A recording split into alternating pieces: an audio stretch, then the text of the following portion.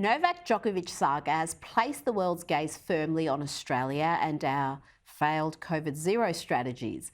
With tens of thousands of cases being recorded every day in Australia and some of the highest levels of COVID cases per capita, the world is increasingly mocking our COVID response. They used to praise it, no longer. One man who knows more about this than most is Australia's longest serving foreign minister, now based in London, Alexander Down. Alexander, thank you so much for your time tonight. You've written incisively in the Australian Financial Review about Australia's failed zero COVID policy. Do you think Australians are successfully living with the virus at the moment? So my sense is that people are now beginning to understand that a really successful policy is going to be a sustainable policy, and it's going to be a policy that takes into consideration many facets of life. Of course, people don't want to get COVID. I've had it myself. They want to avoid it if they can. But what price do we pay if we close down the whole of society when in the end, having done so, and obviously paid a huge price in terms of the economy, in terms of people's mental health, children's education, particularly not lower income children's education. We paid a huge price for all of that in an effort to ensure that we had zero COVID. And of course, it's failed. We haven't got zero COVID. It's a pandemic. It is impossible to eliminate. The strategy should always be, in these circumstances, to protect vulnerable, but not to destroy the whole of society. So, and there are all sorts of civil liberties issues that come into play, as you've just seen in relation to the cricketers in Hobart. I mean, really, how bad is that? Well, yeah, that is we're completely destroying our international reputation with these sort of stories. You know, cricketers being told to quiet down and stop celebrating. But you talked about the costs there. How long before we really understand the full cost of the COVID measures we took?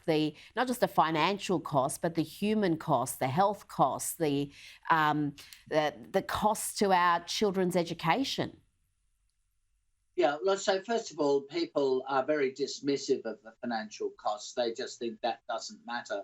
Well, honestly, it does matter. I mean, the world, this is not peculiar to Australia, has spent something like $11 trillion of extra American dollars, of extra spending on all sorts of compensation programs through the COVID crisis of the last 2 years.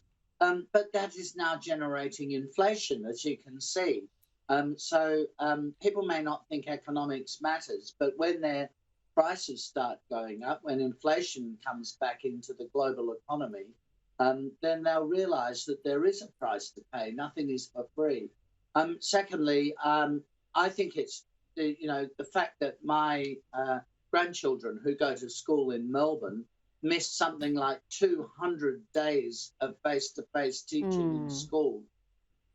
This has a huge impact on children. It's going to be hard to measure, but they will be a very great setback to our education system. And then, the impact on people's mental health. Cost-benefit analyses weren't much done on any of these things. All the state governments did was say, well, we've got to eliminate COVID, and pursue policies which were hugely damaging to society, which, as you can see from the results today, have failed. Well, yeah, they have failed, and they were always going to fail because it's a virus. It's going to be endemic, and we knew that almost right from the start. Now, I want to bring to your attention this tweet from former South Australian Premier Mike Rann. I'll read it out. He said, when Australians were told the truth by scientists, they were prepared to make sacrifices in fighting this pandemic. They weren't told that the Australian government was prepared to knowingly sacrifice some Australians in the name of its new let it rip ideology. Now, what's your response to that, what I would call utterly hysterical statement?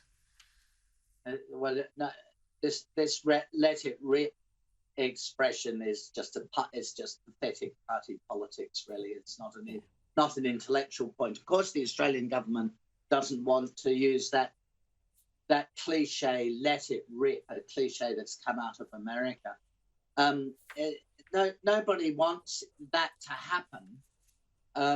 But my response is that you have to look at the balance of responses to COVID. So when people talk about scientists, what does he mean by scientists? He means epidemiologists.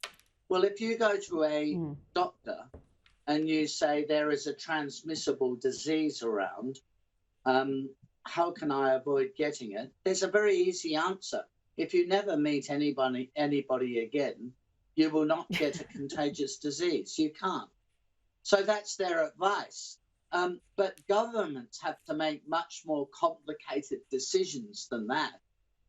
You have to make decisions about what you can afford. I mean, if you never want any transmissible disease ever to come to Australia again, you just close down Australia.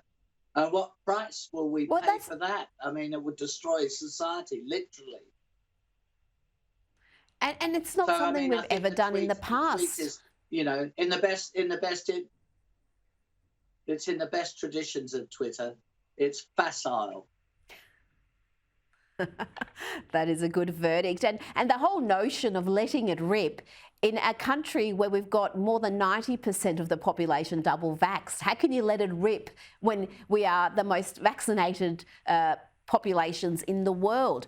Now, just finally, you're living in the UK. What's life like there? Does COVID still dominate the news cycle, or is it now on page 12 instead of page 1 through to 10? Yeah, well, more the latter than the former. I mean, people, of course, in the UK just get on with their lives. There are still some restrictions. You have to wear masks when you go to indoor public venues, and a lot of people are working from home still. So it's expected that the last of those restrictions will be lifted on the 26th of January. That's next week.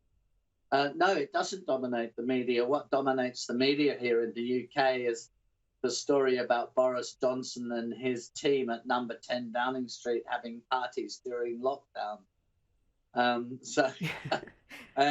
We just spoke to Brendan O'Neill about that. Another lockdown, I think they have. Yeah, well, that's not going to be a great look. Yeah, we just spoke to Brendan O'Neill about that. He's in all sorts of strife, and we'll look forward to speaking to you again soon. Alexander Downer, thank you for joining us tonight.